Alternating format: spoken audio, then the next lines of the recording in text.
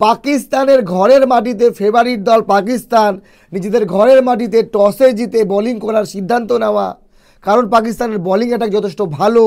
তা সত্ত্বেও পাকিস্তানকে ম্যাচ হারতে হলো। চ্যাম্পিয়ন্স ট্রফির প্রথম ম্যাচ হেরে পাকিস্তান এখন ব্যাকফুটে।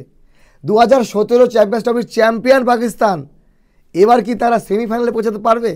প্রথম ম্যাচ হার সব কিছু নয়, এখনও দুটো ম্যাচ বাকি।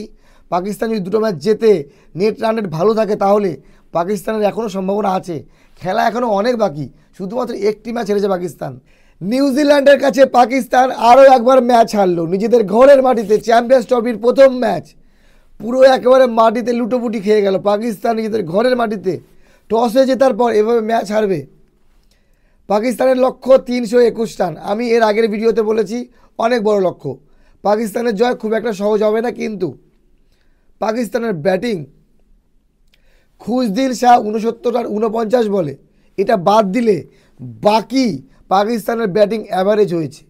বাবর আজম 64 রান করেছে ঠিকই, কিন্তু 90 বল খেলে। বাবর আজম থেকে ভালো ইনিংস খেলেছে সালমান আলী আগা, যে কিনা 42 রান করেছে মাত্র 28 বলে। তো পাকিস্তানের এত বড় লক্ষ্যে নেমে যদি পাওয়ার প্লেতে 10 ওভারে মাত্র 22 রান হয়, যেখানে বাবর আজম পাকিস্তানের মেন ব্যাটসম্যান ওপেন করতে নেমেছে, ফাকার জামান একটু চোটের কারণে 4 নম্বরে নেমেছিল, ওপেন করতে নেমেছিল সাউদ শাকিল, কোনো লাভ হয়নি। মোহাম্মদ রিজওয়ান ক্যাপ্টেন, মোহাম্মদ রিজওয়ান করেছে মাত্র 3 রান 14 বলে। বাবর আজম ব্যাস টিকিয়ে রেখেছে। বাবর আজম যদি আরও আগে আউট হতো তাহলে হয়তো পাকিস্তান 200 রান করতে পারতো না। বোলিং লাইন আপে নিউজিল্যান্ড থেকে অনেক এগিয়ে পাকিস্তান। পাকিস্তানের বোলার অনেক ভালো, সবাই এই কথাই বলে। পাকিস্তানে শাহিন শাহ আফ্রিদি, হারিস রব, নাসিম শাহর মতো বোলারেরা আছে, কিন্তু নিউজিল্যান্ডে Trent Boult, Lockie Ferguson, Tim সাউদির মতো নাম কিন্তু নেই। নতুন বোলার পাকিস্তান থেকে নিউজিল্যান্ড স্পিন বোলিংয়ে এগিয়ে গেছে। অ্যাভারেজ টার্ন পাকিস্তানি বোলাররা পেয়েছে 2.7, সেখানে নিউজিল্যান্ডের বোলার এরা পেয়েছে 4.2।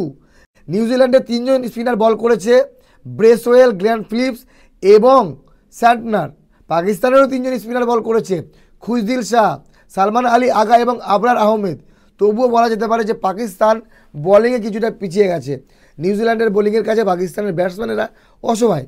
পাকিস্তানের ব্যাটসম্যান অনেক ছিল, অনেক, শাহিন শাহ আফ্রিদি পর্যন্ত ব্যাটিং আছে, কিন্তু পাকিস্তান করতে পারলো না। যাই হোক বন্ধুগণ, চ্যাম্পিয়ন্স ট্রফির শুরুটা পাকিস্তান ভালো করতে পারেনি। এই নিউজিল্যান্ডের কাছে ত্রিদেশীয় সিরিজের ফাইনাল ম্যাচ 14 ফেব্রুয়ারি পাকিস্তান 5 উইকেটে হেরেছিল। তো আরও একবার নিউজিল্যান্ডের কাছে হারলো। ত্রিদেশীয় সিরিজে নিউজিল্যান্ড পাকিস্তানকে আরও একটা ম্যাচ হারিয়েছিল। তো বিষয় হলো নিউজিল্যান্ডের কাছে পাকিস্তান হেরে আপাতত ব্যাকফুটে চলে গেল। পরবর্তী পাকিস্তানের ম্যাচ 23 তারিখ ইন্ডিয়ার সঙ্গে, তারপরে বাংলাদেশ।